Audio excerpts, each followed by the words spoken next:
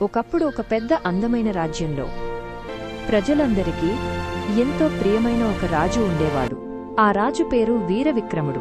అతను చాలా ధర్మవంతుడు, మంచి మనసున్నవాడు. రాజు దగ్గర ఒక విలువైన బంగారు ఉంగరం ఉండేది. అది అతని తాతగారి జ్ఞాపకం. అతనికి చాలా ప్రియమైనది. ఒకరోజు రాత్రి రాజు తన గదికి వెళ్లి ప్రశాంతంగా నిద్రపోయాడు. ఒక ఉదయం రాజు నిద్రలేచి తన రోజు ప్రారంభించాడు. తన చేతిని చూసిన రాజు ఆశ్చర్యపోయాడు. తన ప్రియమైన ఉంగరం కనిపించలేదు. రాజు వెంటనే పడకమీద ఇక్కడ అక్కడ వెతికాడు. కాని ఉంగరం ఎక్కడా కనిపించలేదు.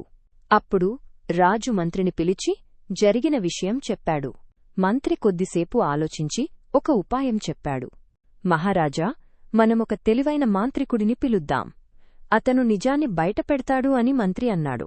కొంతసేపటికి ఒక తెలివైన మాంత్రికుడు రాజసభలోకి ప్రవేశించాడు. మాంత్రికుడు అన్నాడు, ఇక్కడ ఉన్నవారందరికీ నేను ఒక్కొక్క కర్ర ఇస్తాను. రాత్రికి దొంగకర్ర మాత్రం పెరగదు. అతను అందరికీ కర్రలు ఇచ్చాడు. అందరూ కొంచెం భయంతో వాటిని తీసుకున్నారు. దొంగ మాత్రం చాలా భయపడ్డాడు.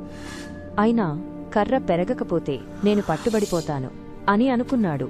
అందుకే రాత్రి సమయంలో తన కర్రను 1 ఇంచు కట్ చేశాడు.